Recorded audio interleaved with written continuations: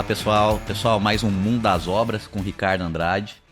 E hoje eu tenho a honra, né, de estar aqui com dois profissionais ímpares, né? Eu tenho o Marcos, né, conhecido, né, conheci aí na prefeitura, né, nossa aqui, passou no concurso recente, veio para cá. E, né, o Paulo Renato, que conheci numa construtora que eu prestava serviço, minha esposa já te conhecia. E eu conhecendo seus projetos, minha esposa falando muito bem, são projetos destaque. Então você trabalha para muitas construtoras, assim, o pessoal te conhece, Paulo, então você tem uma trajetória muito legal.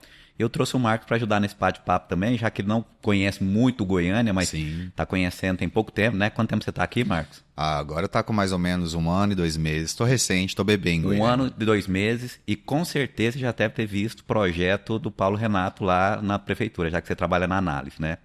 Então, eu gostaria primeiro que você se apresentasse e falasse um pouco como que você chegou aqui em Goiânia, né? Nosso assunto sobre arquitetura. Sim. Ricardo, primeiro obrigado, né, pelo convite. É uma honra estar aqui, né? Profissional. Paulo também.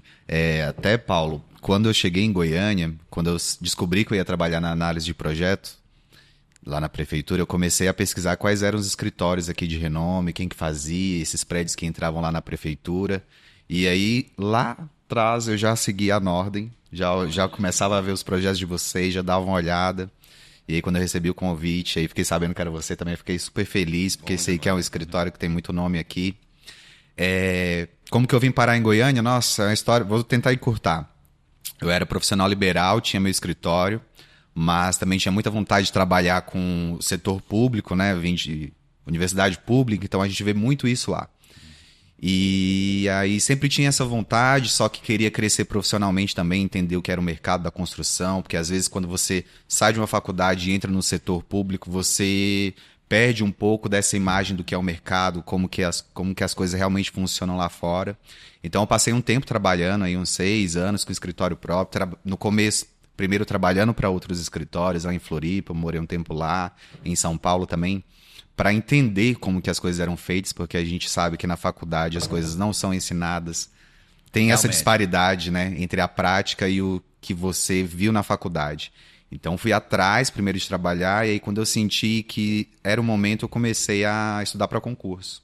E aí foi quando eu fui trabalhar no interior de São Paulo primeiro, e aí já prestei Goiânia, já via o potencial da cidade, crescimento, dei uma pesquisada e vi que abriu a oportunidade, falei, cara, é pra lá que eu vou. Eu acho que Legal. Vai ser o momento. Você formou tem quanto tempo? Que ano você formou? Eu formei em final de 2016, então tá aí com uns 8 anos, né? Recente. Gerando leite, né, Paulo? Bem recente. Paulo, então me conte um pouco da sua trajetória, como é que você iniciou a arquitetura? Eu sei, assim, você já me contou que começou a trabalhar antes, né? Como é que você se tornou, assim... Você é uma referência, né? Respeito muito o seu trabalho. Como é que você sabia que a arquitetura, você ia atuar em arquitetura, na arquitetura? Ia ser um profissional, um arquiteto. Como é que chegou? Foi curioso. Assim, eu agradeço muito ter convivido com a arquiteta, que é minha irmã mais velha, porque senão eu não teria chegado na arquitetura tão fácil. Eu comecei como engenharia, e gosto muito de matemática. Eu, na época do 2º grau, me destacava muito no colégio em matemática, física. Então, automaticamente, eu fui levado a essa profissão. Fui fazer engenharia. Onde você fez 2º grau? Só curiosidade. Eu fiz no Disciplina, colégio de Disciplina. Sim, fez. Isso pouca gente lembra, porque é muito... a minha formação é da década de 90. Uhum. Então... fui fazer engenharia e vi que lá eu não poderia exercer minha criatividade. Eu sempre fui muito criativo, sempre gostei muito disso. Uhum. Eu costumo até falar, poxa, para fazer arquitetura você tem que saber resolver problema. Uhum. É isso, não é saber desenhar. O pessoal pensa que é só desenhar, né? Muito pelo contrário. O arquiteto, ele soluciona problema. Como? De forma física. Movendo o espaço, criando escala, desenvolvendo a geometria da coisa. Volumetria, né? Volumetria, mas são problemas que são resolvidos pelo arquiteto. Então, a engenharia não me trazia isso. Entendi. Eu fazia engenharia elétrica. Então, era uma turma, inclusive, pouco criativa. Eu não me adaptei. E aí, poxa, mas eu precisava de uma escola pública, né? Uhum. Porque As condições não eram boas, então eu fui para Federal fazer engenharia. Entendi. Não tinha arquitetura na Federal. Só então, tinha na Católica. só tinha na na nossa Católica. época era o CG, que hoje é PUC. Exatamente. E assim, era um dos cursos mais caros, que era do MAF, aquele prédio MAF aqui em Goiânia. Exatamente. Um dos cursos mais caros, assim, tem engenharia e tudo, mas quando você olhava o prédio de arquitetura, se engenharia era na época, vou falar da minha época, sei lá, R$ 490, a arquitetura era 900. Exatamente. Né? Era realmente Puxado. um passo muito forte, mas com a ajuda da família e do trabalho, falei, eu preciso fazer isso. E quando eu fui para arquitetura, eu me identifiquei no primeiro mês. Eu já sabia que a minha profissão era aquela, sempre foi. Eu só estava escondida. E me formei. A sua irmã formou na frente, primeiro. Sim, a minha irmã ela é mais velha que eu. Então, eu via ela trabalhando, eu via a paixão dela, na época, na prancheta, né? Na prancheta. Aquilo era vibrante e fui na mesma linha. E depois de formado... Você foi daquelas crianças que olhou a prancheta e falou assim, nossa, que mesa legal. Exatamente. Não, As eu falo, canetas de nanquim. eu falo que eu fui assim também. Como é que eu entrei assim, só pra você curiosidade, né, na área de engenharia. Eu tenho um tio-avô que é topógrafo, ele não faleceu ainda, mas deve estar aí esperando seus 90 anos. Eu ia pra casa dele, eu olhava aquela prancheta, era mesona. Eu falava, nossa, eu podia ter uma mesa dessa, né? Era aquelas cadeiras que o pezinho ficava no alto, tirava, puxava a régua paralela, a iluminação. E quando eu conheci a escola técnica, eu falei, nossa, é aqui que eu vou estudar. Foi quando eu entrei na escola técnica e tive as pranchetas. Acabei comprando uma lá em casa. Mas realmente a gente sempre tem uma influência familiar. Sim, né? sim. Eu tive esse tio meu que era referência, eu acabei entrando na escola técnica e depois fiz engenharia civil. Né? Mas que legal. E aí você foi trabalhar com a sua irmã? Aí a minha irmã trabalhava no escritório, eu comecei a fazer estágio no escritório antes de começarem as aulas. Então, saiu o resultado do vestibular num dia, no outro dia eu estava lá, tinha uma prancheta para um estagiário sobrando e fui para lá. E não ali sabia nem o comecei... que era 4, não sabia nada dessa linguagem. Nada. Mas assim, sabia muito de perspectiva. Entendi. Desenhava, eu gostava de fazer perspectiva. Via minha irmã, a Suzy, a habilidade dela para perspectivas à mão é uma coisa impressionante. Então sempre gostei muito daquilo. E na faculdade eu tirei de letra, fui bem, saí, comecei a atender o mercado. Mas aquele negócio, né, Ricardo? Muita gente fala, a faculdade não ensina empreendedorismo. Mas nem é para ensinar. A faculdade é para te ensinar arquitetura. Entendi. O resto você vai aprender no mercado, é bater na cara mesmo. E eu fui pro mercado, me tornei sócio da minha irmã. Entendi. E, claro, você achando assim, poxa, eu conheço um monte de gente, vai ser tranquilo, né? E, poxa, empreender aqui no Brasil não é fácil. Não, aí quebrei, assim, caí de 4. Isso é legal de você falar, Paulo, porque o pessoal pensa que é só formar e tudo e vai ganhar dinheiro. Não. O empreendedorismo não tem escola. Nossa, então, é uma questão que eu chamo eu sempre falo aqui nos podcasts, né? O meu sogro fala muito isso, é experiência. Então, você vai conhecer o perfil do cliente, essa questão de tratativas. Já que você era uma pessoa boa em matemática, o pessoal fala que eu sou muito sério, mas quando me conhece, vê que eu sou engraçado e tudo. Mas essas tratativas, saber como o cliente essa é a parte que eu acho que é mais difícil do negócio. Não é a arquitetura em si, o trabalho, a técnica que você aprendeu lá, mas eu acho que ter tratativas com o cliente é uma das partes que eu acho mais difíceis. Ricardo, como é que você conseguiu superar isso aí? Como é que você foi melhorando essa questão? Porque hoje você já tem nome, o pessoal já procura você, fala, eu quero o serviço do Paulo. Então, o que você fala, às vezes a pessoa fala, não, concordo com ele. Claro que você vai ter pessoas que vão falar, não gostei disso, mas a sua opinião, como você é muito técnico, já está no mercado, a pessoa respeita. Como é que você foi assim, você querer, às vezes, pegar um projeto e executar aquilo, você executa o projeto, o cliente chegava e falava, não gostei, eu quero fazer isso e isso. E contra a sua, vamos falar assim, o seu bom senso de arquiteto. Como é que você lidava com esse tipo de cliente? Olha... Você entendeu que é difícil, né? Sim, mas eu sempre escolhi o meu projeto. Eu quero fazer esse projeto e aí eu ia atrás. Eu nunca fiz um projeto porque, estou apertado, eu preciso... Não. Eu sempre gostei de procurar um projeto, até hoje. Eu falo, poxa, esses dias pintou uma proposta lá no escritório para a gente mandar um orçamento de uma igreja. Legal. Aí a Nicole, minha sócia, falou, não, mas isso aqui a gente não faz. Opa, para lá. Me interessei, peraí, traz aqui. Você sentiu, vamos lá, assim, vou até... desafio. Falou assim, nossa, gostei do desafio. Exatamente, então isso legal. sempre me moveu. Né? E eu nunca fui... prepotente na arquitetura, no sentido de que, não, mas eu entendo, você, meu cliente, você não entende igual a mim. Entendi. Não, eu sempre trabalhei em conjunto, nós vamos fazer isso junto. Certo. Por exemplo, estamos fazendo uma grande escola aqui em Goiânia e eu deixei bem claro para os diretores da escola, falando, nós vamos trabalhar junto. Legal. Eles, não, mas eu estou contratando o seu escritório. Eu falei, não, mas vocês estão no dia a dia. Isso. Ninguém entende melhor do assunto que vocês.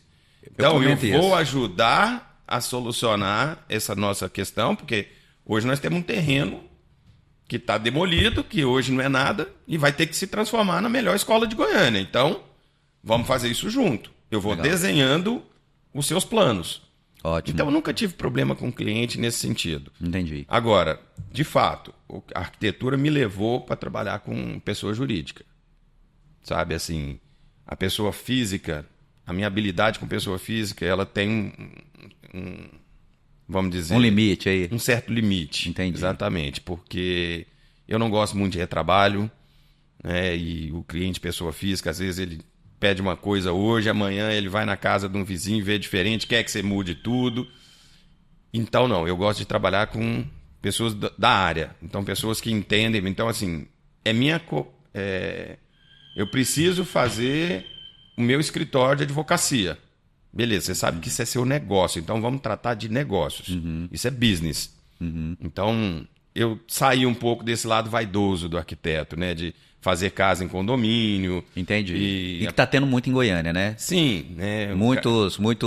Eu conheço muitos, não muitos, mas eu conheço alguns arquitetos que estão com muitas casas em condomínio. Assim, eu tenho um colega que constrói em casa, ele está com mais de 30 casas em condomínio. Então, é parceria com o arquiteto, né? Então ele consegue ter muitas obras, só que a obra dele é de qualidade. Só que eu estou vendo que está tendo muitas obras e é um padrão elevado. Só que eu acho que eu, como engenheiro, acho mais complicado executar uma casa de alto padrão do que uma edificação vertical, um prédio que tem diversas repetições, que você consegue... A obra, casa, geralmente você tem pavimentos diferentes, quartetais diferentes, você tem que ficar mais ligado. E no prédio, a canseira é quando tem um apartamento personalizado, que aí você fala, esse aqui eu tenho que ligar um asterisco e esse é diferente. Você saiu do comum e foi para o específico. Foi. Você saiu de um prédio com várias repetições e foi para o que o cliente, pessoa física, quer. Isso. Então isso dá muito mais trabalho. Dá mais trabalho. Mais repetição, né? Você tem que fazer... Aí o cara chega lá, bom, não gostei do assentamento. Você tem que mudar. Quando você lida, então, você como engenheiro, quando você lida com arquiteto de obra residencial, é muito difícil. Porque tem arquiteto que chega e fala, não gostei disso, é para quebrar, é para demolir. Realmente. No caso de um prédio, não. O prédio você vai entregar a chave de acordo com o projeto.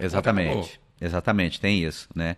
Marcos, e você chegou a trabalhar, então, assim, você contou um pouco, trabalhou particular e tudo, mas você não chegou, então, a atuar de forma particular, só você mesmo com o cliente, né? Já consegui, sim. E passou essa dificuldade aí? Com certeza, o Paulo é bastante comunicativo, a gente vê, né? A pessoa... fica tranquila com ele. Você teve problemas com clientes? Eu não tive problema também. Os clientes que eu tive na época, tive a sorte de ter bons clientes, assim, pessoas que depois até viraram amigos. A gente tem um pouco dessa relação, né? Durante a obra você se envolve tanto com as pessoas ali dentro que aí algumas você leva para a vida, né?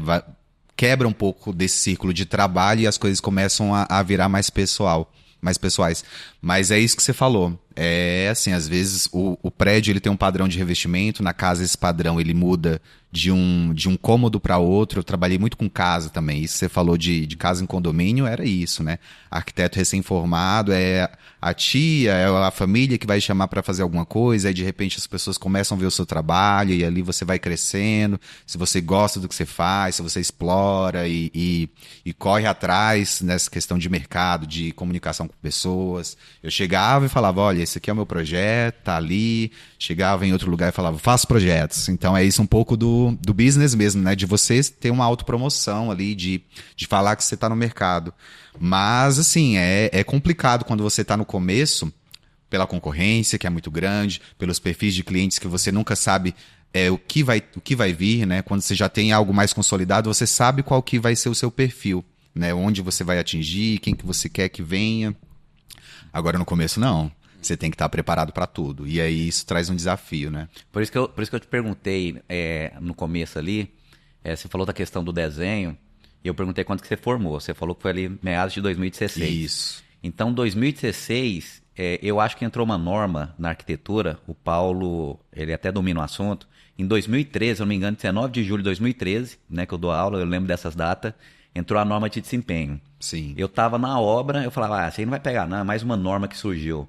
E uma coisa que você comentou, né, e o Paulo comentou agora no começo aqui do nosso podcast, é que a arquitetura não é só desenhar, né? Tem que ter a questão de conhecer, resolver problemas, conhecer a legislação. E aí você está na análise hoje. Então você não viu isso na faculdade, nem você, né, Paulo? Essa questão de leis, essas questões que uso do solo, como é que faz? Deve ter visto superficialmente.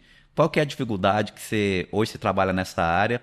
Qual que é a dificuldade que você vê que os arquitetos têm, na maioria dos arquitetos recém-formados? É esse problema? É de estudar, interpretar? Como é que é? Eu vejo que tem muita dificuldade.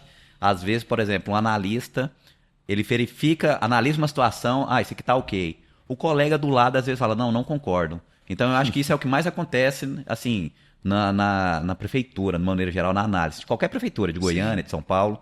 Então, o que você acha disso? O que você pode comentar aí para os arquitetos aí que estão nos assistindo? Olha, os engenheiros também. Na faculdade, a gente, pelo menos na arquitetura, claro, existem diferentes perfis de faculdade, né? Mas eu acho que um perfil claro é a questão do projeto e criação, né? O arquiteto como artista, como aquele que vai não só propor coisas inventivas, projetos inventivos, mas também aquele que extrapola, às vezes, o limite da criatividade. Então, o seu projeto, ele é bom quando é algo que ninguém pensou, assim, artisticamente, né? A gente tem um pouco disso quando a gente está vivenciando a faculdade de arquitetura. Estou inovando, sou um artista, né? E aí conflita com o que você falou da questão da solução, do arquiteto solucionador, né? Aquele que está ali diante do problema. Não, na verdade, às vezes você está até criando problemas com seu projeto, né?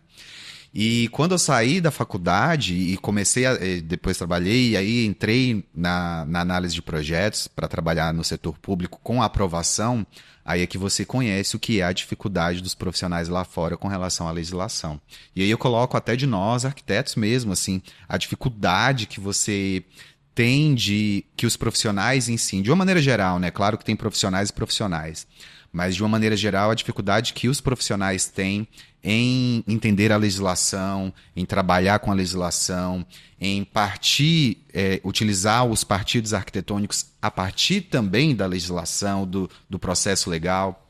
Eu lembro até de quando eu entrei na análise, e aí a gente tinha essas conversas assim das dificuldades dos profissionais lá fora. E eu lembrava muito do Paulo Mendes da Rocha lá em São Paulo, porque uma vez perguntaram para ele numa palestra, olha, como que você começa o seu projeto, né? Quais que são suas referências artísticas? Como que ele falou? Não, minha primeira referência artística é pegar o que a prefeitura está falando. Então, assim, ele ia lá, o poder de você saber, né, dinamizar um terreno e a partir disso, né, dessa dinâmica, você começar a inventar, começar a colocar a sua criatividade. Esse é um contraponto que, estando agora do outro lado, dentro da prefeitura, né, eu acho que aí está a importância também do desenho, né, de você propor soluções a partir do que a legislação está ali colocando. Essa é uma dificuldade que eu vejo que lá atrás, quando eu fazia faculdade, era pouco explorado. Eu entendi. Então, resumindo, assim como na engenharia, né, que eu sou da área de engenharia, o profissional não sai, Paulo, o engenheiro, ele quando forma, ele não sabe tocar uma obra, se ele não tiver um bom estágio. Eu não sei se a arquitetura, provavelmente, um estágio faz uma grande diferença. Pelo menos fez na minha vida como executor de obra. Muita coisa. Então, eu tenho colegas que têm medo de obra. Ir pro canteiro, locar a obra, entender o terreno, onde que tem que cortar, ou aterrar, onde que é o start zero, ponto 00, colocar o gabarito ali. O pessoal tem muito medo. Alguns que não tem. E foram pro lado de projetos. Mas eu acho que isso é em função do estágio. Geralmente o estágio define aonde você vai atuar. Com certeza. Né? Você fala assim, não, vou entrar, vou ser projetista. Aí você estagiou numa construtora que só executava, você estava só na execução, você ficou expert em execução. O cara acabou de entrar para arquitetura, vai trabalhar no escritório do Paulo, ele vai sair um bom projetista. Né? Então, o que é? Ele executa? Não. Ele acabou desenvolvendo, né, projetos que aprendeu ali a expertise do Paulo, né? E assim foi. E assim que é a vida, né? Eu acho essa questão. Mas aí, Paulo, voltando pro Paulo aqui, qual que foi o momento que você achou assim mais desafiador, na sua carreira? Você falou, esse foi um grande desafio. Acho que é uma pergunta que vai fazer você lembrar, falar assim, é claro que você conseguiu resolver, que você continua, né? Você não foge da raia. Mas qual que você lembra? Você falou, agora eu tô com um grande desafio. Qual que foi? Então... Cada projeto é um ou você teve um que você fala, esse... Não, teve um que foi, assim, homérico, no caso, porque um dia eu estou saindo do escritório, né? E como eu falei, nosso escritório é especializado em pessoas jurídicas. Então, quando fala assim... Especializou em pessoa jurídica. Pensa assim, num escritório de advocacia, numa escola, num banco, num prédio. Mercado imobiliário é o grande core business nosso. E aí um dia eu estou saindo do escritório, me liga um cliente e fala, Paulo Renato, passa aqui que você precisa salvar minha vida. Eu sou presidente do Goiás e meu mandato termina em dezembro, isso era julho, e eu contratei um escritório de São Paulo, renomado, para fazer a Arena da Serrinha, e nós estamos em julho, e ele não me entregou nada, ele não desenvolveu, enfim, está no litígio, e não, enfim, eu não consigo resolver minha vida com ele. Você vai ter que fazer um projeto para mim. Falei, tá, mas a partir de quando? Não, ele não me entregou nada, não tem nada. Zerou. Vem para cá agora pra gente conversar. E eu cheguei lá, tava a diretoria do Goiás inteira na sala de reunião. Assim, você torce pro Goiás, né? Demorou. Eu torço pro Vasco. Sou vascaíno. Quem foi lá, né? Se não fosse o Goiás, falava, tô indo aí não, nem pisa aí, não quero nem saber. Não, brincadeira à parte, brincando. Cheguei e a diretoria inteira. Então, assim, eu tenho 6 meses para desenvolver uma arena de futebol para 30 mil pessoas, do zero. Então, assim, essa arena que está construída aí? Legal. Não, a obra não fez nem 20%. Né? Entendi, mas o que está desenvolvendo lá, você que fez o projeto. Isso. Legal, pessoal. Ó, depois acompanha o Verdão, Goiás, tá? Esporte Clube. Projeto do Paulo Renato. Depois eu passo o link do vídeo. Tem um vídeo muito legal mostrando a arena. Pode passar, Paulo. E isso precisava ser feito em 6 meses. E a gente sabe que um projeto de uma arena de futebol você demora 3 anos. Ainda mais que ninguém aqui em Goiânia é especialista em estádio. Então, claro, foi meu primeiro estádio, né? E foi um puta desafio. Precisei debruçar em normas da FIFA. Então, aquele negócio, né? Voltando em legislação, porque... Quando você vai fazer uma casa, eu vejo muito, o pessoal da análise da prefeitura fala, arquiteto, que mania de artista, né? Faz, manda e corrige aí para mim. Então a analista, em vez de analisar, ela tem que corrigir. E, poxa, cara, você vai fazer um estádio que vai entrar para o Campeonato Brasileiro, como uma arena. Eu tinha que estudar normas da FIFA, um calhamaço de material. Então, foi um desafio muito grande, cumprimos com louvor. Confesso para você que, assim, satisfeitíssimo com o resultado. Porque fugiu do seu escopo que você está acostumado. É um desafio. Completamente. Mudou. Não é igual, por exemplo, tem arquiteto que é só especialista em aeroporto, vamos falar, por exemplo. Isso. E você foi para outra área, outra vertente. Exatamente. E atendeu o Verdão. Exatamente. Então você vai descobrindo, cara, que tudo é possível. Mas não é fácil. Entendi. Então, assim, legislação, norma. É que arquiteto é preguiçoso pra caramba. Ricardo, arquiteto acha que é artista. E não é. Tudo nosso. Você falou do Paulo Mendes da Rocha. A primeira coisa que ele faz é saber o que ele pode fazer. E como é que você sabe o que você pode fazer? É vendo a legislação, é vendo norma técnica, né?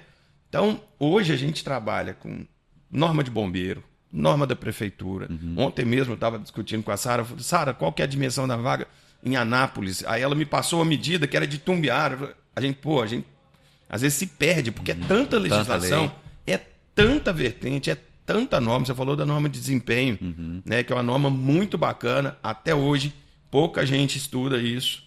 E eu vejo que até quando a gente ia dar curso de norma de desempenho, tinha mais advogado do que engenheiro. Hoje em dia, quem mais entende as normas de desempenho, Paulo, são os advogados. Exatamente, porque para quem não conhece, a norma de desempenho foi criada para proteger o usuário.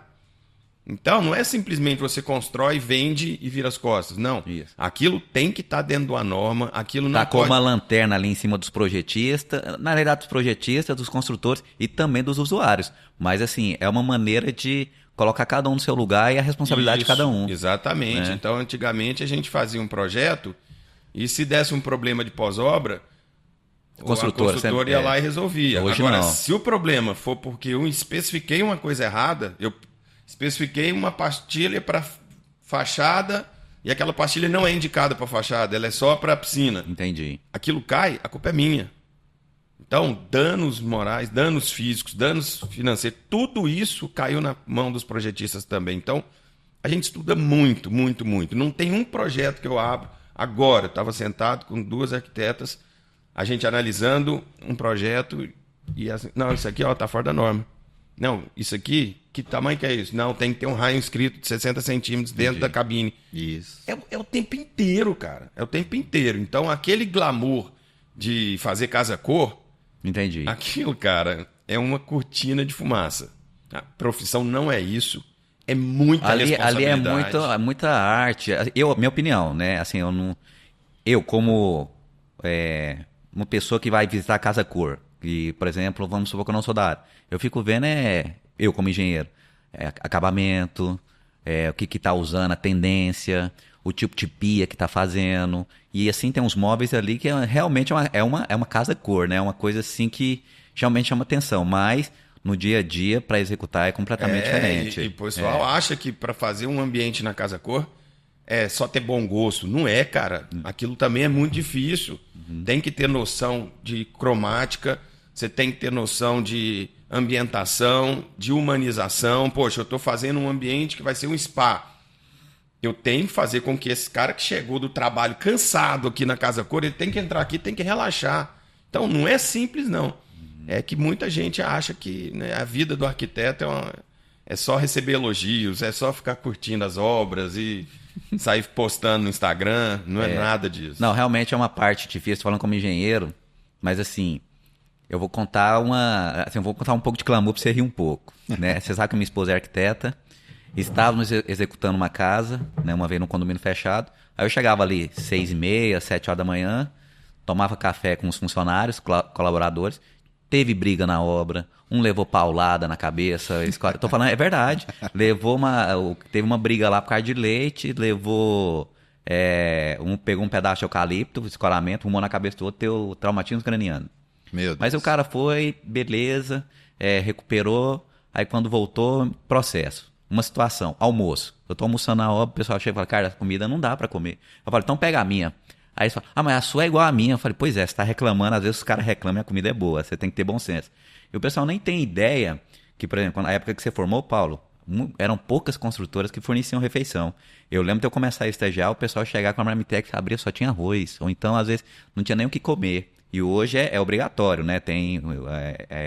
A indústria da construção civil hoje fornece a refeição, né? Desconta R$1 do salário do funcionário para não entrar como, né, que parte do salário dele.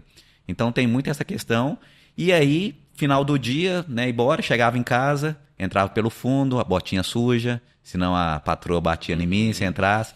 E aí, a dela era diferente. Eu falava, Cristiano, como é que foi? Né? Minha esposa, Cristiano, como é que foi? Não, eu fui na loja, assim, tal, olhar aquela torneira que você pediu para comprar. E aí? Não, pois é, a torneira custa R$7.700. Eu falei, o quê? R$7.700 a torneira? Não, mas aí a gente foi na outra. E aí? Não, na outra tava R$6.500. Eu, R$6.500? A mulher pedindo desconto aqui para eu executar a casa dela, a torneira é metade do meu carro. E aí? Aonde você almoçou? Né? Não, aí a cliente me levou para almoçar lá no Coco Bambu. Não, assim, eu tô brincando, mas e no final do dia, não, aí nós tomamos café no France Café. Aí o France Café, deixa eu digitar aqui. Não, um café muito bom e tudo. Rindo um pouco, então essa sim. Mas o que eu sinto? Eu sou muito preocupado, e isso que eu tenho que melhorar em mim, e eu estou melhorando, essa questão vocês responderam aqui já no nosso podcast aqui, que não tem que inventar, você tem que resolver o problema do cliente. Ele está ali apresentando um problema que você tem que sanar e solucionar. É o que você falou, não é ficar inventando demais. Qual que é o seu problema? Eu tô com o Goiás te ligou, tava com um problema, você foi lá e resolveu. Eu preciso botar 30 mil pessoas assistindo o jogo aqui. Foi lá e resolveu o problema. Então, a gente, assim, é pago para pensar. E pensar não é fácil, tem que pensar. Por isso que a pessoa tem que ser valorizada. Então, isso que acontecia. Então, o cliente chegava para mim, às vezes, e falava assim, cara, tô pensando em colocar um piso aqui bege ou cinza. Qual que você acha? Eu falo, coloca o cinza, que eu já tô pensando na limpeza. Ah, mas eu gostei tanto do bege. Eu falo, então coloca o bege.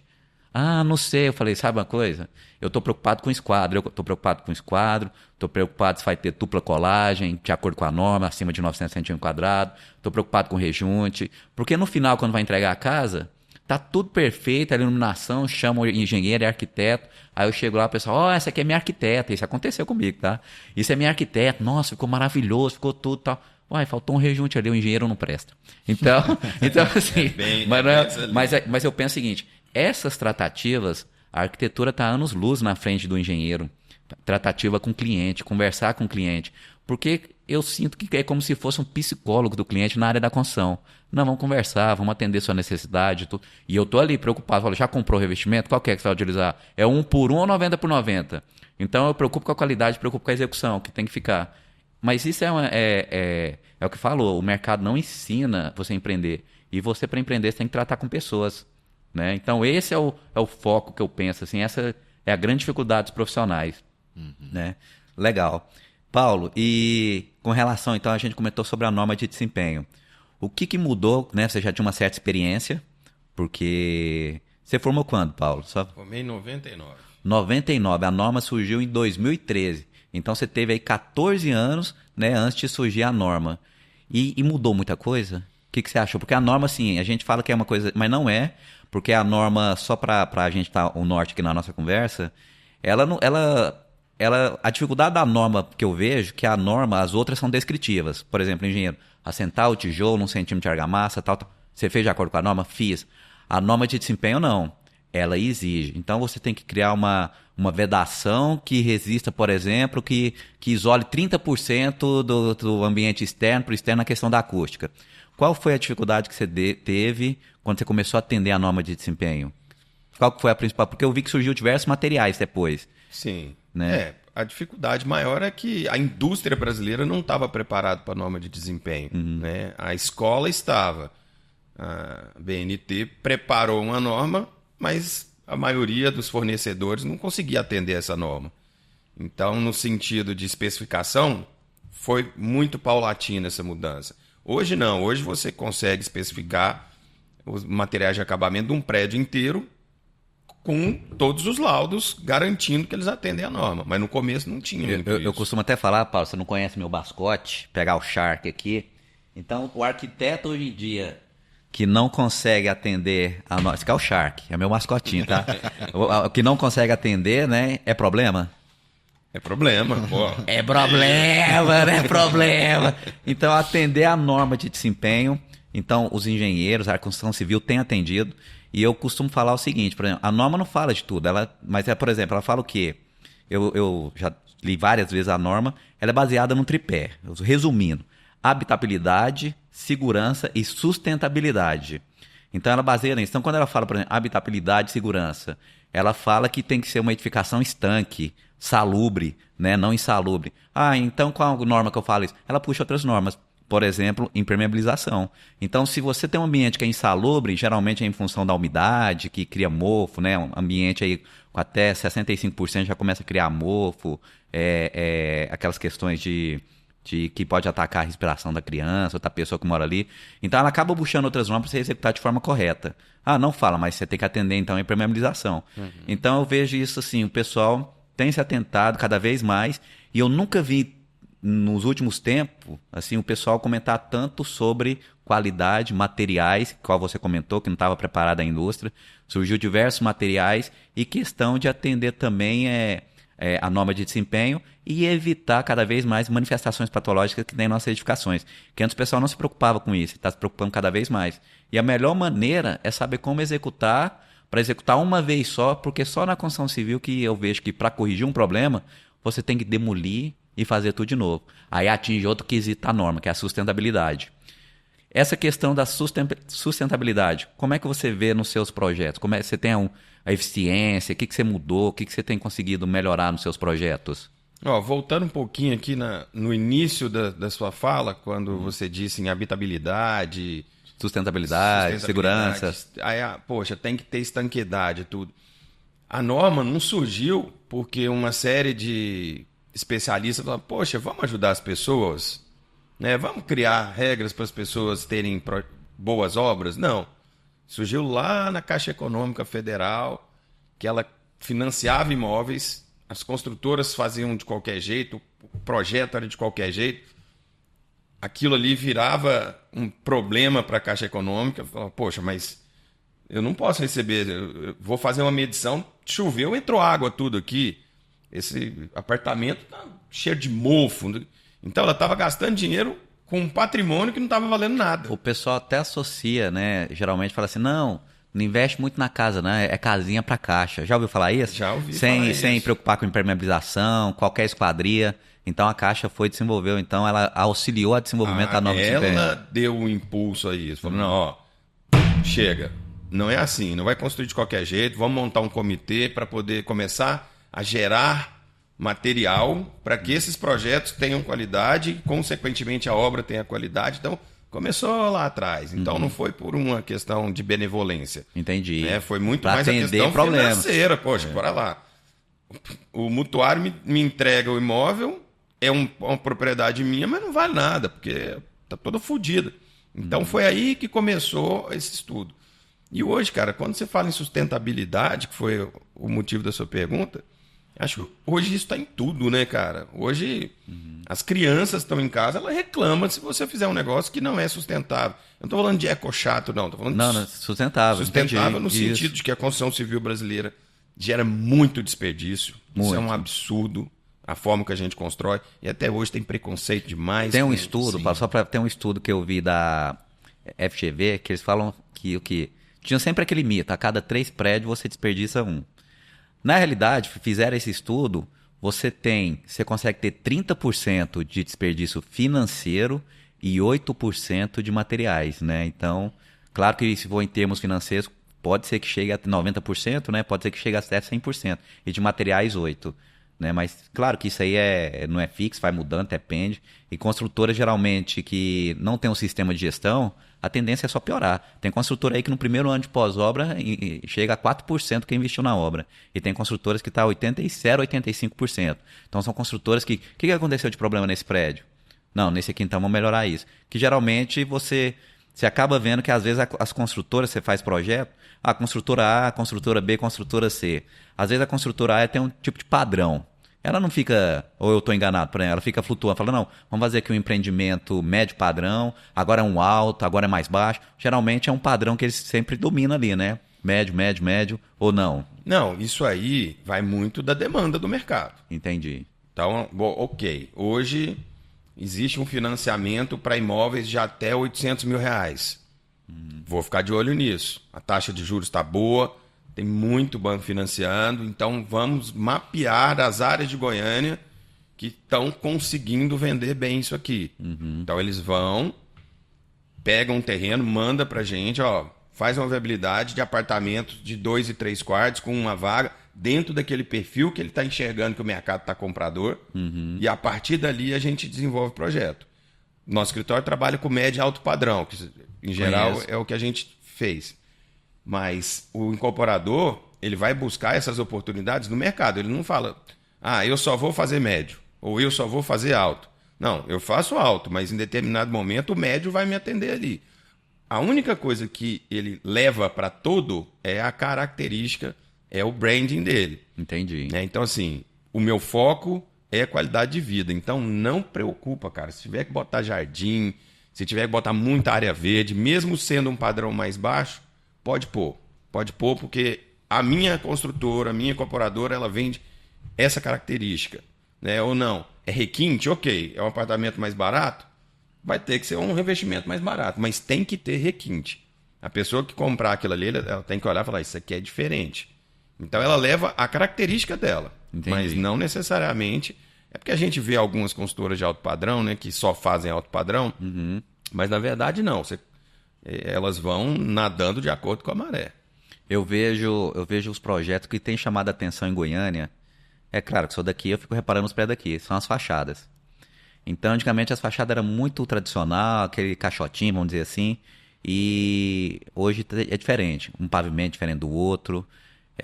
É um problema? O que você sente? Assim, é um trabalho dedicado à parte, porque a fachada é a cara do gol, né? Geralmente. A pessoa primeiro se encanta pela fachada e depois vai lá querer conhecer o prédio. Geralmente é assim ou não? Aí a gente tem que pensar o seguinte, o comprador, ele está muito de olho no preço e na planta.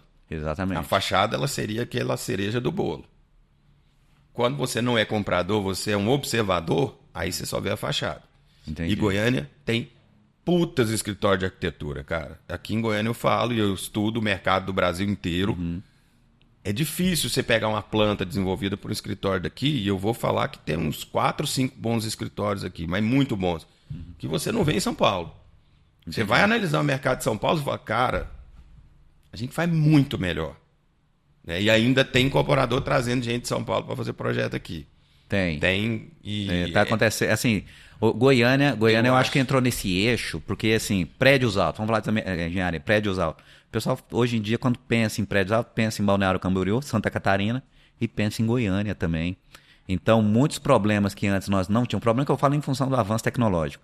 Por exemplo, tem um prédio que você foi o projetista, que você fez aqui em Goiânia, em termos estrutural, eu sei que desde a fundação até a tampa do reservatório, 50 MPa, megapascal. Ricardo, e aí, por que significa isso? Significa que se o engenheiro não tiver cuidado com a execução, lixar a estrutura, pode ter problema de desplacamento, só para você ter ideia. Então, assim, muitos materiais que antes não ocorriam, antigamente era 25 MPa, a pessoa executava, não tinha problema. E agora os prédios estão cada vez mais altos, FCK mais elevado, e isso demanda segurança, porque um dos grandes problemas, né, fachada que a gente está comentando, e o pessoal não comenta muito, acidentes em obra, o maior caso é desplacamento de fachada, fatais. Né? Então, geralmente, o pessoal tem preocupado muito, e essa boa técnica, o pessoal está cada vez mais procurando. Né? E não consegue achar na faculdade. Curso de pós-graduação, vivência em obra, o que acontece.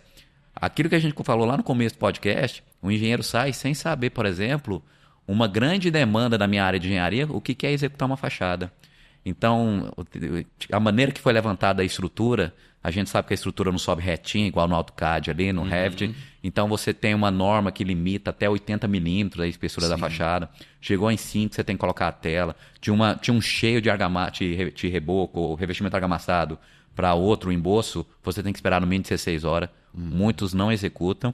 E eu já tive situação do cara me ligar e falar assim, cara, qual aditivo que eu coloco no meu revestimento argamassado aqui no meu emboço para não ter que usar a tela? Eu falei, cara, não existe isso. Não existe. Então o pessoal tem muito costume, muitos engenheiros geralmente executa, não tem experiência, executa com que geralmente um mestre de obra está acostumado a executar. E aí vem os problemas. Né? Então tem um prédio que foi recém, eu não vou falar qual é o prédio, não tem nem um ano que foi entregue em Goiânia e já está com problema de desplacamento na fachada. Né? Então, assim, a fachada é a cara do gol, você comentou aí. E a sua... Como é que você visualiza a fachada? Como é que você... Tá onde você tira essa inspiração? Acho que essa pergunta você quer saber também, né? Como é que você fala? A tendência está sendo isso aqui agora. Como é que você... Às vezes, por exemplo, você vai trazer uma novidade aqui para o mercado goiano que não tem ainda. E aí depende muito também do comprador, vamos falar do seu cliente, a construtora falar assim, não, gostei, que ele tem que gostar também, né? Claro. Como é que, né, o principal, como é que você pensa numa fachada, assim? Qual que é o seu plano? Depois que tá tudo pronto, você fala, agora eu vou desenvolver uma fachada. Porque eu acho aí tem que entrar o artista. Mas aí que tá o engano. Né? Não? A fachada não vem depois que tá tudo pronto. Fachada vem antes. Quando você está fazendo a planta, você já está imaginando aquilo em 3 dimensões. Legal. Essa é a visão do arquiteto. Arquiteto, tanto faz se é do mercado imobiliário, se é arquiteto residencial. Você está desenvolvendo uma planta, você fala, bom, ok, isso aqui vai estar o banheiro, aqui minha varanda. Poxa, eu posso botar uma varanda mais abaulada, porque isso aqui na fachada vai ficar legal. E aí eu posso fazer uma abaulada para dentro, outra para fora. Então você está criando a planta, aquilo ali já... A volumetria já está surgindo. O que você faz depois é parte de revestimento, né? Bom, aqui eu vou usar uma CM, aqui eu vou usar um forro de amadeirado para quem estiver de baixo olhando e tal. Aí você vai no detalhe. Entendi. Mas a volumetria, que é o grande tchan de uma fachada bacana, ela surge desde o primeiro traço.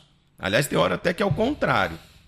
A gente vê muitas vezes, a hora que vê, poxa, eu estou desenhando um formato e eu vou pôr a planta aqui dentro, então para isso aqui funcionar, esse quarto de casal tem que ter uma esquadria de piso a teto. Para isso eu preciso ter uma aba para fazer a compartimentação vertical. Então quando você vê, aquilo surgiu junto.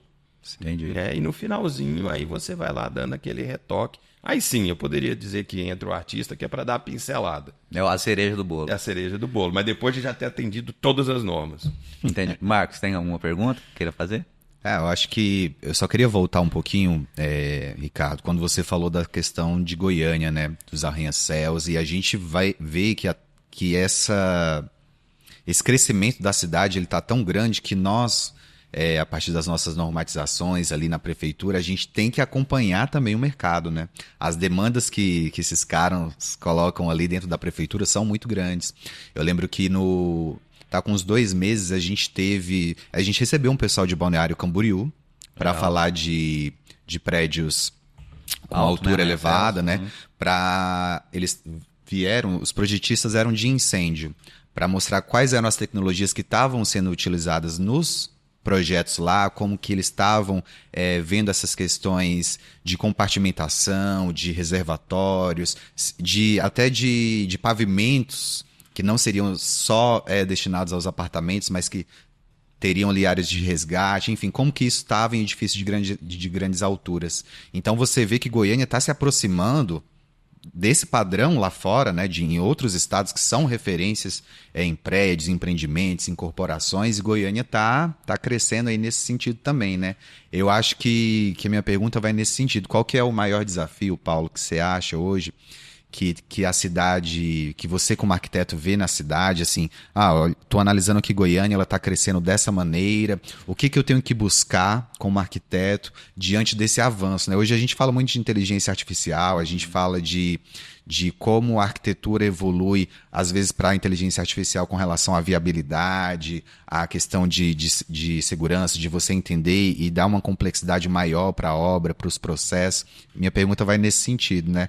Como que você vê esse mercado hoje e como que o arquiteto precisa estar preparado para esse mercado que está vindo aí? Assim, eu acho até interessante essa pergunta para o Paulo, porque o Paulo, pelo que eu sei, foi um dos primeiros, quando o pessoal ainda estava pensando em falar, por exemplo, compatibilização de projeto, questão BIM, você já estava implementando no seu escritório. Então, se não foi o primeiro, foi um dos primeiros aqui em Goiânia. E essa questão que ele falou, realmente, inteligência artificial é o que o pessoal está falando muito. Você já deu uma olhada? Ainda não? Nossa, eu sou viciado em estudar IA. Eu trabalho, sempre que eu posso trabalhar vendo um monitor de TV na frente, eu estou vendo podcast de IA, eu estou vendo YouTube para procurar alguma tecnologia nova. A gente tem grupos de IA no escritório. Então, isso também, por exemplo, quando você fala do arquiteto olhar, falou até dos prédios mais altos, da gente buscar com o pessoal de Camboriú, por exemplo, com o corpo de bombeiros de lá. Eles vieram a Goiânia, fizeram uma interação com os bombeiros daqui, a gente participou de algumas palestras. Então, assim, realmente, nós estamos numa era onde tem que pensar em tudo. Só que o arquiteto ele também é urbanista. Então, quando fala em prédio alto, o engenheiro pensa na tecnologia. O arquiteto tem que pensar na tecnologia e no que aquilo vai provocar na cidade. Sim. Afinal, se eu tiro uma casa que tem uma família e boto um prédio de 60 andares com 120 famílias, aquilo vai interferir no bairro inteiro. A responsabilidade da fachada de um prédio alto é muito maior, porque vai interferir no visual das pessoas do bairro. Então, é olhar o micro e o macro ao mesmo tempo. E aí, entrando um pouco na inteligência artificial, eu vejo muita gente falando, poxa, mas ela vai tomar muito emprego, né? Na área da construção civil, então, ela vai fazer as viabilidades. Mas, cara, não é por aí. A inteligência ela vem para ajudar, ela não vem para substituir. As melhores respostas vêm das melhores perguntas. Isso Aristóteles já falava. Então não adianta você ter uma ferramenta de IA se você não imputar um prompt bem elaborado. Se você não fizer a pergunta certa, a resposta não vai ser a melhor. Então a gente vai parar de fazer o trabalho braçal para que aquilo seja feito por um software, mas a gente tem que ter muito domínio sobre como imputar essas informações no software. Né? A gente implementou o BIM, como você falou, faz muito tempo. A gente está com o ArchiCAD aí, que é o BIM, é o software que a gente trabalha, desde 2008, que a gente vem pesquisando ele. E assim, todos os dias o pessoal do escritório fala, nossa, olha que maravilha. Agora eu dou esse comando, automaticamente ele já conta todas as janelas do mesmo tamanho e já fala qual que é o... Então, assim, é muita tecnologia embutida, é muita inteligência embutida, mas eu tenho que saber perguntar. Entendi. Então, legal. Isso não vem pronto.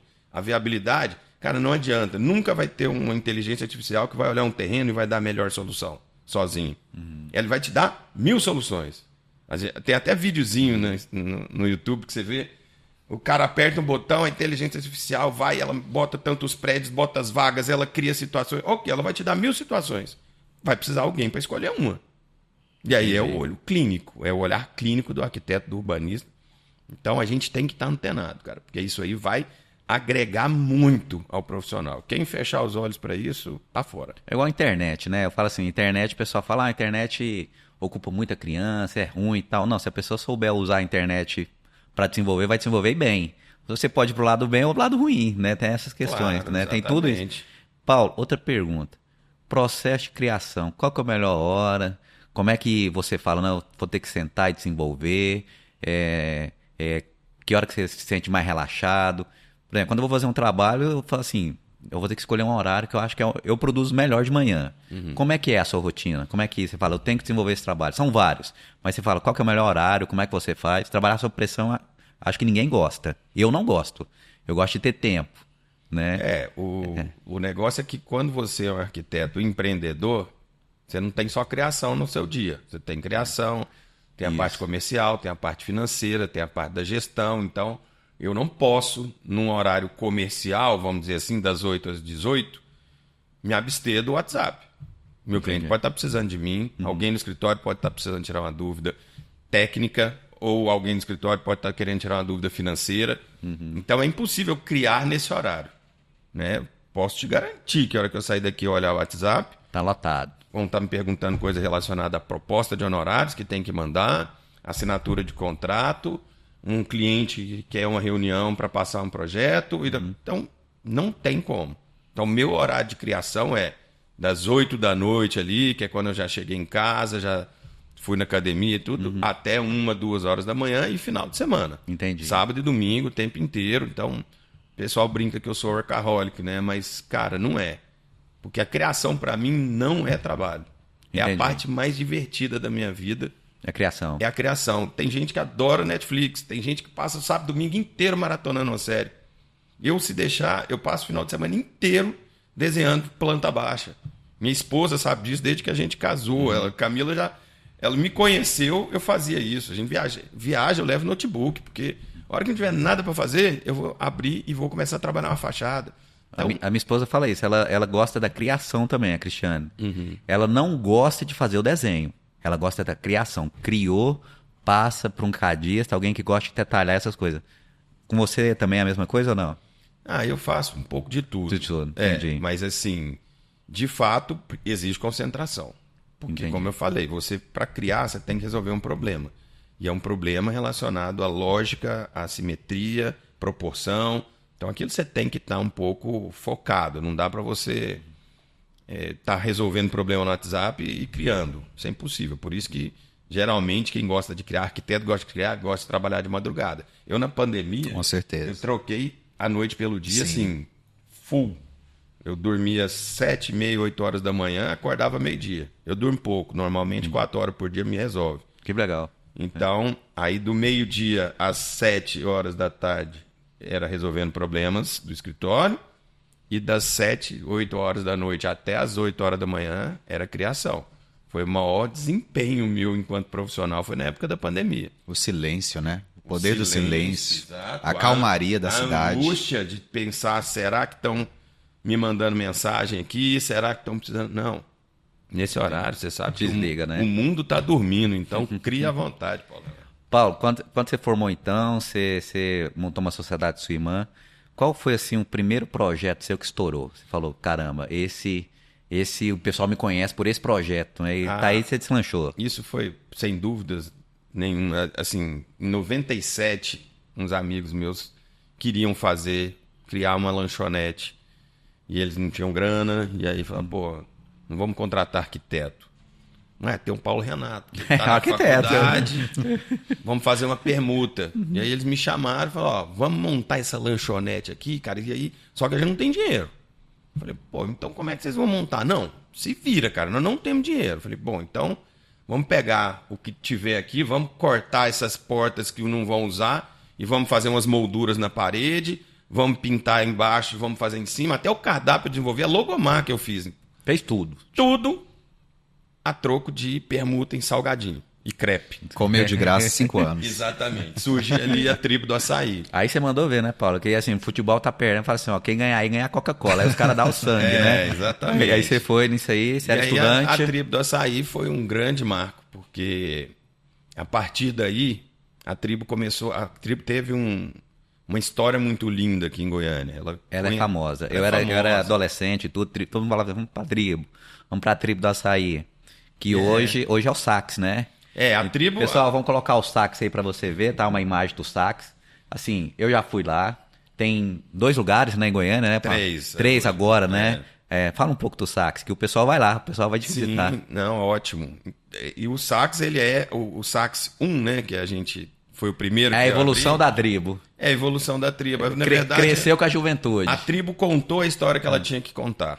Entendi. E aí eu voltei ao mesmo lugar para contar a minha história Com no sax ramo da agora. gastronomia com o sax, que é um ramo que eu amo, Tá adoro. parecendo um programa da Xuxa, tinha um programa da Xuxa, você lembra? Criança, depois montou para adolescente. Então, assim, Tribo do Açaí era uma pegada ali, cresceu agora um público, né, que é mais culinária, comida boa, já comeu. Você comeu lá também, né, Marcos? Comi, A gente foi lá, assim, delícia. Então, você voltou para contar a história, conta um pouco do sax aí, que o pessoal vai lá O te sax conhecer. é uma atividade paralela, né? Eu costumo falar, eu sou arquiteto, é arquitetura que é a minha profissão. Mas, depois de 23 anos fazendo a mesma coisa, eu falei, acho que nas horas vagas dá para eu desenvolver uma coisa aqui que eu gosto, que é mexer um pouco com a culinária, né? Drinks, vinhos, comida, amo comer. E aí minha sobrinha e o marido falaram, tio, nós vamos abrir um café. Você dá umas dicas, ajuda a gente. Fala, pô, vem cá, o que vai vender? Não, vamos vender café. Café não dá dinheiro. Para você ganhar dinheiro com café, você tem que vender numa escala gigantesca. Porque por mais que a margem de um expresso seja boa, mas você vender um monte de expresso, você não vai ganhar dinheiro. Você tem que vender milhares. Então, vamos colocar mais coisa. Vamos fazer um sunset, vamos colocar drinks, vamos colocar um chefe de cozinha. Vou trazer um amigo meu que é chefe. E aí aquilo foi tomando uma proporção. Quando eu vi, eu estava lá dentro. E era no mesmo local. E culinária é uma arte, né? Culinária é uma arte. E tem que ter tesão, cara, para mexer com isso. Porque não dá dinheiro, só dá dor de cabeça. Então a arquitetura... Funcionário entrando na justiça. É todo dia, né? Cara, é muito punk. É muito Você punk. tem que mas dedicar. é o lugar que eu encontro meus amigos. De domingo a domingo? Segunda-feira a gente fecha. Ah, entendi. Mas funciona... Terça a domingo. 7 horas da manhã vai o pessoal tomar café da manhã, já fica ali para a reunião, almoço a mesma coisa, à tarde volta, o pessoal gostam muito de fazer reuniões de trabalho lá, porque quebra um pouco aquele climão de prédio comercial, né? Exatamente. Então, eu encontrei com você lá, um ambiente hiper agradável, você estava trabalhando, desenvolvendo uma planta, exatamente. música ambiente, e ele concentrado lá. É o boa. jazz rolando ali, o pessoal batendo papo, fechando bons negócios. É uma casa de entretenimento. Eu falo que não é um restaurante. É um local que você vai para se entreter. Sozinho, acompanhado, com cliente, com amigos. E é o que mais a gente vê. E aí o Sunset vai até as 10 horas da noite, o pessoal brindando a vida, celebrando a vida. Paulo, estamos quase finalizando. Questão de projetos, eu vejo que tem melhorado e muito. Eu já executei prédios, né, obras verticais, em que eu só tinha uma arquitetura legal. E não tinha compatibilizações. Eu sei que seu escritório faz compatibilizações. Muda muito em relação... Você tem uma experiência, mas muda muito em relação ao legal quando você parte para o executivo? É outra história, tá? Só esclarecendo um pouco, né? Que a gente faz a compatibilização. Existem empresas que compatibilizam. Certo. Então, pega o projeto elétrico, o hidrossanitário, Estrutural, o arquitetônico, isso. Compatibiliza, mostra onde estão tendo interferências e aí a gente pega soluções disso e transforma num projeto executivo. Entendi. Então, a compatibilização é feita por escritório e a gente, depois de todos os complementares e os arquitetos resolveram os problemas, esse pilar está atrapalhando a passar essa tubulação, então vamos fazer assim, aí a gente vai e desenvolve o projeto executivo. Entendi. É minucioso, Trabalhoso. É muito trabalhoso, mas é uma coisa de louco. Hoje a gente consegue botar com o engenheiro da obra um tablet e ele, através de um software, ele vê tudo que existe naquela obra, ele dá um zoom, ele volta. Você está falando que fazer projeto legal. Eu já vi fachada sendo desenvolvida com folder. Entendi. O mestre de obra com o folder na mão, definindo que cor que ele tinha que pintar o prédio.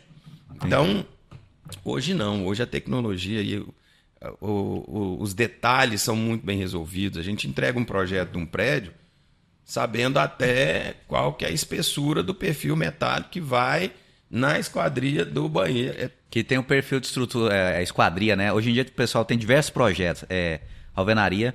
Essa é uma pergunta que eu queria fazer, Paulo, principalmente para você, arquiteto. O pessoal contrata o arquiteto tem que desenvolver o projeto, tem que atender a norma de desempenho. Mas, por exemplo, eu já fiz situações que eu falei assim, não, estou contratando um arquiteto, ele tem que saber disso. Para você desenvolver seu projeto, você precisa de alguns estudos complementares. Por exemplo, atender a norma de desempenho, então você contrata uma empresa especializada em fazer um estudo térmico, acústico e lumínico. Você só consegue desenvolver o executivo depois que está com essas informações na mão, tá? Exatamente. E aí já aconteceu de um cliente chegar para você e falar assim, não tem que contratar não, quem tem que contratar é você. Eu estou te contratando para você me entregar um projeto executivo. Como é que é combinado isso? Você fala que é sempre por conta dele ou você assume? Quando a gente trabalha com um incorporador, Certo. que é quem tem que preocupar com a norma de desempenho, né? Só para esclarecer para o pessoal, se eu for fazer um restaurante, eu não tenho que preocupar com a norma de desempenho. Porque é habitacional, né? Exatamente. Isso. Eu tenho que preocupar com a legislação local, com a permeabilidade, ocupação, afastamento, mas não precisa preocupar. O incorporador, ele sabe os problemas que ele pode ter se ele não contratar um estudo térmico, lumínico. Então, a gente orienta ele, fala, ó, vamos buscar um escritório para ajudar nisso. Igual você hoje contrata estrutura, você está acostumado a fazer isso? Vamos contratar um projeto de alvenaria, projeto de furação, projeto Markups, acústico, né? Que já fala. Isso. Né? Então, o incorporador, o construtor, ele sabe dessa importância. Então, a gente não tem muito que assumir essa responsabilidade. Entendi. Então, é orientar. O papel nosso também é orientar. Porque tem gente que não tem... Vamos fazer um prédio, então precisa disso. Vai, não sabia que precisava. Não precisa. Porque agora está sendo exigido, isso está sendo cobrado. Entendi. Qual que é a dificuldade assim, que você sentiu? Tem os construtores, vamos falar, antigos, que aí os filhos assumem, geralmente você sabe que as construtoras é uma questão familiar. Quando falou que tinha que passar, assim, ó, você está querendo um projeto executivo. Mas o que é esse executivo? Você sentiu essa dificuldade do pessoal contratar para fazer o projeto executivo? E até hoje tem essa dificuldade? Menos um pouco, Entendi. mas foi muito difícil. Porque, na verdade, é você chegar pro pai e falar, meu projeto custa 10. E, de repente, vem o filho e fala, meu projeto agora custa 20. Né? Mas como assim? E o pai pensa, poxa, mas eu fiz a vida inteira Exatamente, já um escutei projeto isso. legal, mas eu escutava isso demais. Projeto de fachada, eu passo esse tipo de problema quando eu falo assim, ó, você tem que contratar um projeto de fachada, né? Ah, eu nunca contratei, para que eu preciso? E a norma fala que você tem que ter um projeto de fachada, é obrigatório, né? Aí a pessoa, não, mas eu não vou contratar, nunca paguei por isso, para que eu tenho que pagar isso? Isso foi muito difícil, porque você praticamente dobra o valor do seu projeto. Você manda mais você tempo. Triplica as responsabilidades e só dobra o valor do projeto. Mas essa dobra gerou um desconforto muito grande no mercado. E principalmente também quando você diz para ele, ó, você precisa ter um coordenador de projeto. Como assim? O arquiteto que faz isso, cara. Bota uma pessoa aí na sua empresa para coordenar isso.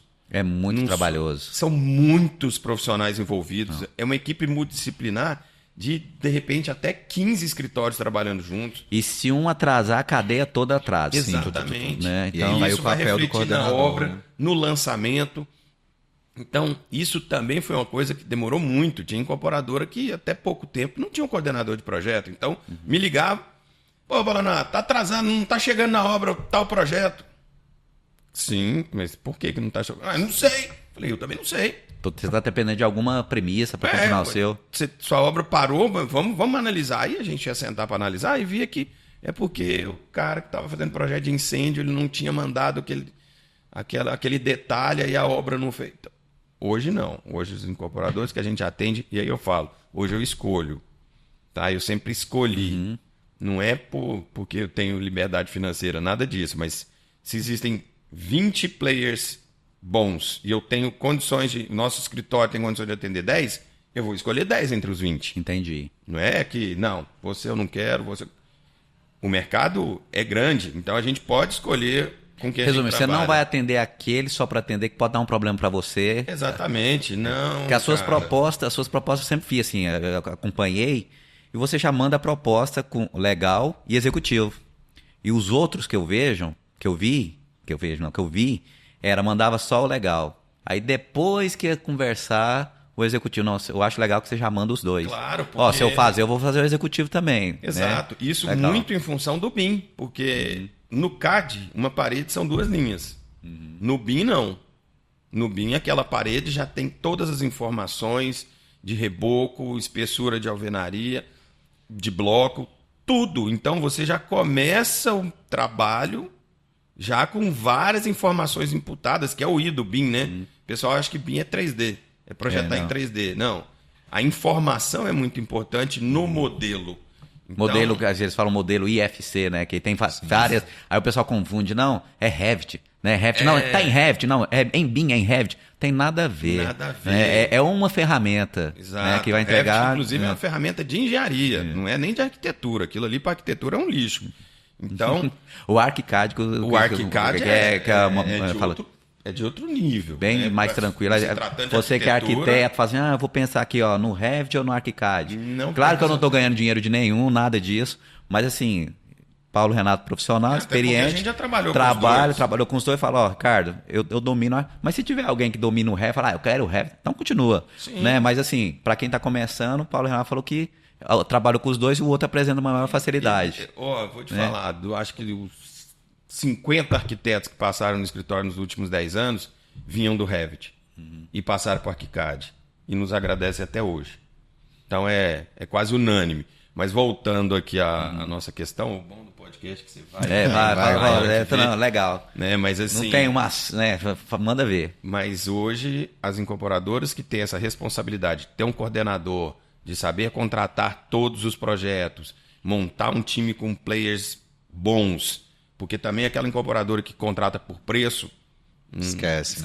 Né? Uma coisa que você sabe, a gente conheceu, né, o coordenando o projeto. Eu sempre procuro aquele que atende a construtora, que já tem um custo, não preço, não olha o preço, olha assim, ó, esse aqui ficou apresentar para a diretoria. Ó, tem esse aqui é o mais barato, mas eu recomendo esse aqui. Eu tenho que te apresentar o que tem no mercado. Ah, porque esse aqui não conheço, vamos dar uma chance. Às vezes o cara é bom, continua. Mas geralmente aquele que está ganhando, você permanece com ele. Ah, o preço dele está fora do mercado? Não, continua. É o nosso parceiro, ele abaixou o preço. Então sempre priorize isso. Outra questão, né, que você está comentando aí, que só para trabalhar um pouquinho, Paulo, é a questão do... Você falou do prazo. As construtoras têm que lançar, têm que vender, têm que girar a roda. Só que eu penso o seguinte, eu posso estar enganado, você me corrija. Vamos supor que eu tenho 1 ano. Ao invés de lançar o empreendimento ali com 3 meses, e aí você lança, tem que começar a obra, aí você começa a obra sem projeto, aquele problema todo, por que eu não lanço, eu penso, por que eu não lanço esse empreendimento com 5 meses e começa a obra no 6º, vamos dizer assim, já com os projetos quase 90% pronto. Eu tinha essa dificuldade. Por que você acha? Né? Assim, eu trabalhava, contratava, ó, já tem o legal. E aí? Eu preciso contratar agora o estrutural para já ir trabalhando, já vou fazer a sondagem, já vou fazer tudo. Ah, então eu vou gastar muito, eu já escutei isso. Então eu vou gastar, o que eu não gastava em projeto, vou desembolsar um dinheirão agora. Cara, se o cara não desembolsar no começo para ter um projeto redondo, durante a execução ele vai atrapalhar o coordenador dele, tá? Porque toda hora a obra vai estar ligando, Ricardo, como é que é isso? Esse trem está errado demais, não está coerente, não está batendo. Então vai ocupar o coordenador dele e a obra vai começar sem projeto e às vezes vai ficar até parado falando assim, e agora, o que a gente faz? A obra atrasou, não deu para executar essa laje. Por que você acha que o pessoal não contrata de cara assim no começo, depois que já está aprovado? Você sabe que é uma novela aprovar um projeto legal. Eu já presenciei isso, assim, tá tudo perfeito, assim, para mim o básico já tá... Aí chega lá o cara, não gostei, vamos mudar. Então muda diversas vezes. Então são 2 perguntas. Quantas revisões você faz quando você é contratado com legal? E por que você acha que o pessoal não contrata os projetos complementares antes da aprovação? Que quer vender, mas você acha que está vendendo um produto que vai estar problema lá na frente? O próprio cliente vai chegar e falar, pô, meu pé direito era tanto e não deu para fazer agora de acordo com o pé direito. Porque pode ter incompatibilidade estrutural. Claro. Então, você tem incompatibilidade estrutural, que a viga vai ficar baixa, 40 ali, você tinha previsto um forro, o pé direito não atende. Então, as construtoras ainda continua tendo esse tipo de problema porque não pensa, eu falo assim, nós, no geral, não pensa lá atrás em compatibilizar. Então, essas duas perguntas, quantas revisões, como é que você trabalha nisso? Você sabe que é uma novela, às vezes você é contratado e você consegue entregar o projeto ali por culpa do cliente, não sua. Ah, eu não gostei disso. Ah, vamos mudar essa bancada. Não, agora eu não quero isso, eu quero aquilo. Como é que você trabalha isso e por que as construtoras não pensam no executivo antes? O que você acha? Isso é imaturo, né? Pra caramba. Porque, na verdade, você, para botar preço num imóvel, você tem que saber quanto ele custa. Isso. E você só vai saber quanto ele custa com os projetos, fazendo orçamento. Fazendo todo o orçamento. É claro que você não vai esperar. Faz estimativa, o pessoal já tem um costume. Você já teve estimativa. Agora. O orçamento base, né? Depois que vai para o executivo. Quando você lança, você começa a ter um compromisso. A partir do momento que um cliente comprou um apartamento, você começa a ter um compromisso. Então ali você já não tem mais tempo de brincar. Você até me pediu, né, Ricardo? Lancei isso aí, vê a análise estrutural se tá ok isso aí. Se eu vou ter que mudar. Aí eu já converso com a pessoa. Exatamente. Eu não posso, depois que o projeto está lançado, eu descobrir que no meio do salão de festa vai ter que descer um shaft do banheiro. Eu já quero essas previsões antes, porque senão o meu cliente ou incorporador ele vai dar, mas esse shaft agora vai fazer um desvio no forro do salão de festa e o seu projeto de interiores, porque a gente também desenvolve o projeto de interiores, um pouco depois ele entra junto com os complementares, vai fazer um desvio numa prumada de esgoto do banheiro em cima do forro do salão de festas que você está querendo fazer com um revestimento caríssimo. Não, esquece. Vou ter que descer um shaft ali? Não pode. Então, essa pré-análise tem que ser feita. Cara, eu preciso de todo mundo, porque depois eu faço uma fachada linda, maravilhosa, e aí o projetista de incêndio, fala, não, você não está atendendo a compartimentação vertical. Essa varanda que você botou vidro de cima e embaixo, ela tem que ter uma mureta de 70 centímetros de alvenaria para depois vir mais 50 de vidro. Entendi. Acabou com o seu projeto. Cara, e o decorado? E o cliente? O cliente chegou no decorado, viu o vidro de cima e embaixo, falou, pô, essa varanda é linda, eu vou ver o parque. E isso é super comum, viu? Isso é muito comum. Muito comum. Então, eu tenho que ter uma orientação. Claro, a gente, enquanto arquiteto, estuda NT de bombeiro para saber que isso não pode. Mas isso foi só um exemplo que eu dei. Mas, às vezes, um detalhe técnico de um projetista complementar, que é especialista naquilo, vai alterar a arquitetura que você lançou, que você vendeu para um cliente. Então, ar-condicionado muda, aí tem que ter uma laje técnica maior. Então, essas questões todas você tem que ir ajustando. A importância do executivo, né? Você está mirando a qualidade lá no final. A entrega, o que o cliente está esperando, o que o incorporador também quer, o que você espera do projeto, como que ele vai ficar. Você não tem, e aí, como que faz? E as pessoas não podem confundir projeto executivo e projeto perfeito. Entendi, Mas não mesmo. Mas em BIM não tem erro, porque compatibilizou no BIM, vai gerar um executivo que não tem erro. Não, é para minimizar. Tá? É para minimizar. É para orientar de uma forma mais assertiva, né? Exatamente. A pessoa pode ter uma... Às vezes aparece algum problema, mas minimiza. Para a obra não pensar. Eu concordo contigo, porque eu vim de obra. Então a obra, eu aprendi até com o seu Moacir, que é da CMO. Tava lá trabalhando, tudo, chegou um cliente e falou assim, por que vocês não colocaram um portão basculante? Por que vocês colocaram de correr? É pior o de correr, assim, pagou, né? Aquele sapo, não, o senhor tem razão, o cliente, né? E o cliente, o Moacir, tava lá. Né? Para quem não conhece, o Moacir é baixinho e tudo. E o cliente não sabia que ele era o dono. Aí o Moacir chegou na conversa, falou assim, deixa eu te falar por que colocou esse portão de correr. Eu tenho um arquiteto, isso foi em 2009, 2010. Eu tenho um arquiteto lá no escritório que ganha 15 mil reais. Ele pensou assim, eu coloquei assim, virou as costas, saiu andando. Aí eu, caramba, né? Que arrogância. Pensa, não, ele tá certinho, cara. A etapa de pensar passou. O projeto, o desenvolvimento, por que escolheu de correr? Porque, claro, de correr tá menos manutenção, menos pós-obra para ele. Tem toda a justificativa. Então a obra tem que chegar, é aquilo que eu falei. Chegou ali para colocar um piso, né? Desculpa a expressão, cor bosta. Cara, eu vou colocar o cor bosta que foi pensado. Eu tô pensando na qualidade, na execução. Vamos mudar essa cor aqui. Isso aí vai demandar um tempo maior na obra. Então a etapa de pensar é durante a concepção dos projetos. Aí você falou tudo. Vai demorar mais a obra, porque o porcelanato cor bosta era 60 por 60. Você não gostou, você pensou, vou aproveitar o da outra obra que é 80 por 80. Aí eu tenho que refazer a paginação. Então isso tudo é retrabalho, é tempo de obra. Hoje a gente sabe, na obra, principalmente hoje, o tempo está sendo assim valiosíssimo. Muito valioso. E assim, e refazer uma vez. Porque se está mudando, vai aparecer outro problema que você não estava pensando, compatibilizou. Claro que tem algumas mudanças pontuais, mas é isso que eu acho também, tá, Paulo? A obra não é para pensar, é para executar. Tem que pensar na execução, tem que pensar no cronograma do material, a mão de obra que vai executar, na segurança. Tem muita frente para o engenheiro de obra ali pensar, né? Então, um projeto de fácil visualização, de fácil trabalhabilidade, é o essencial. Né? Então, eu acho que as construtoras, né, falo isso principalmente para donas de construtoras, tem que investir num bom projeto. Aquele time que você está jogando bem, estrutural, o arquiteto, você passa... eu posso bater o olho no seu projeto, Paulo, vamos supor que o Marcos pega seu projeto e muda carimbo. Eu tenho costume de trabalhar com você. Eu vou bater o olho e falar, mas esse projeto é do Paulo Renato. Cada um tem sua identidade. Não sabe aquele desenho quando o colega fazia ali e fala, entregou ali, você fala, mas esse desenho aí foi o Ricardo que fez, não foi você não. Você colocou... Eu acho que tem essa identidade pessoal. Gravura, né? Cada um já tem uma maneira ali, né?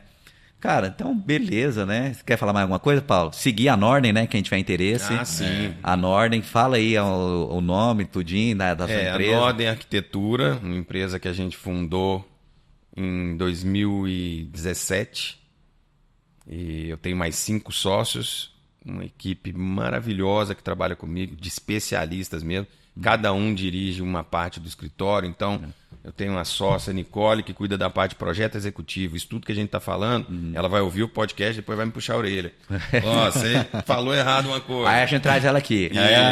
Gente boa. A Sara responde por projeto legal, a Carla, projeto de interiores, a Suzy cuida da criação e o Jean, que é o nosso B-Manager. Então ele faz tudo isso rodar através da tecnologia. Então... Hoje a gente está num grupo de 30 parceiros que trabalham com a gente e projeto no Brasil inteiro. Legal. Seguir a Norden, vou deixar o link aí para vocês. Eu já teve uma reunião com a Cristiane lá na prefeitura, acho que 3 horas, basicamente, para tirar dúvidas relacionadas, porque tem um plano novo, né? Plano diretor novo, muda tudo. Então, assim, isso é... Como você chama plano diretor, o que esse povo está mudando, né? Então, acho que isso é um grande trabalho que você... É aquilo que você falou, o arquiteto não é só desenho. Tem que entender legislação, tem que entender, resolver problemas, interpretação. E tem que participar. O arquiteto tem que sair do escritório e ir para dentro da prefeitura para discutir isso junto. Ir para dentro da Câmara dos Vereadores. Ok, vai ter revisão do plano? Vamos lá, vamos discutir isso junto. Não é esperar sair um plano diretor e obedecer. Não, a gente é urbanista, a gente entende do planejamento urbano tanto quanto... o Departamento de Análise, a Secretaria de Planejamento e tanto quanto os vereadores. Agora, nós temos que sair da casinha e ir lá botar o dedo. Quando for desenvolver o novo plano diretor, me convidaram, eu levei a prática para a teoria, né? Porque o plano é desenvolvido em cima de teorias. Então, mostrei a prática, os vereadores também me convidaram para ajudá-los a entender o plano, o que vinha naquele documento. Então, foi uma participação muito grande, porque a cidade é nossa. E é o urbanista que cuida da cidade, não é o vereador. O vereador ele destina verba para resolver os problemas, mas pensar a cidade, a mobilidade urbana, o funcionamento, o fluxo das pessoas pelas ruas, pelas praças, isso é com a gente. Só para a gente finalizar, isso que você falou é de extrema importância. Eu entendo isso aí, essa questão. Eu tenho observado o seguinte, a questão de urbanização. Pode acontecer de tempo em tempo, mas o que eu percebo? Não vou falar setores, mas tem setores em Goiânia que antes era bastante movimentado, bares, essas questões, e o fluxo mudou. Então o pessoal está indo mais lá para baixo, está concentrando ali. Então eu acho que essa reunião que você falou, que chama para discutir a questão que o arquiteto tem que estar atuando, participando, eu sinto essa migração. Você sempre observou isso? Então, por exemplo, região tal hoje, bares, o pessoal quer ir para um lugar em Goiânia, determinada região. Aqui era foco, não é mais. Uma parte que eu acho que está muito abandonada em Goiânia, que não tem aquele glamour na minha adolescência que eu via. O centro de Goiânia. Então, você mora no centro, né, Marcos? Eu sou morador do centro. É o lugar mais tranquilo. Aí ele fala, para finalizar... Outro podcast, né? Só um tópico. Não. Vamos fazer um só do centro, amigo. Assim, só essa questão. Então, o pessoal, eu sinto que está tendo hoje eu acho abandonado. Então o pessoal vai ter que atuar junto com os urbanistas, né, a questão da política, os vereadores, o que fazer para revitalizar o centro. Então é uma coisa que, assim, eu estou só chamando a atenção da importância do arquiteto urbanista Olha nessa só região. a importância. O centro está como está hoje porque não tem gente.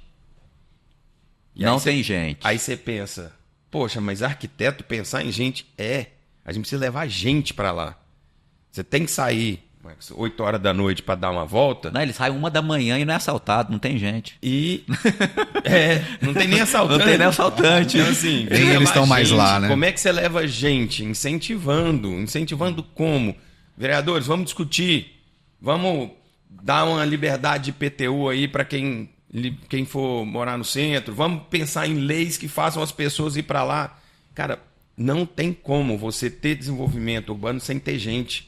Sim. É igual aqueles parques que a gente às vezes vê a prefeitura fazendo um parque lá num lugar que tem um adensamento baixíssimo. Aí você chega lá depois não tem ninguém. Você fala, cara, tem 10 equipamentos aqui de ginástica, mas não tem ninguém malhando. Aí você vai no Vaca Brava, que tem um monte de gente, aquilo pulsa. Aquilo é mais barato para a cidade cuidar, porque a mesma viatura de polícia que está ali no Vaca Brava, ela está cuidando de 2 mil habitantes. Isso. Enquanto lá no outro bairro não. Só 2 na praça lá. Tem 200 pessoas só no bairro e o policial não consegue atender todo mundo. E aí a gente vê no jornal todo dia, porque aqui não passa polícia. É claro. Então, assim, o centro precisa de gente. E o centro precisa de um podcast para a gente falar só dele. Então vamos falar só dele. Gente, então eu queria agradecer. Então, pessoal, eu falo para vocês o seguinte, contratar um arquiteto, um urbanista, né, compensa muito a questão de... o Paulo comentou aqui a questão de criar um ambiente saudável, um ambiente que propicia para um restaurante, um ambiente para restaurante, para a pessoa comer tranquilo, ou então na sua casa, eles estudam essa questão de ambientação. Então uma sala para você assistir um bom filme, ficar relaxado. Então eles têm essa noção, né? Não é o engenheiro que tem essa noção, quem tem essa noção é o arquiteto. Tá? Então compensa contratar um arquiteto. Se você não contratar um arquiteto, a sua edificação terá o quê, gente? Colocar aqui, né? Problema, né? Problema, Paulo. Esse aqui é o nosso mascote, né? Então, beleza. Paulo, brigadão pela conversa. Eu que agradeço. Obrigado pelo convite. Valeu. Show de bola. Valeu.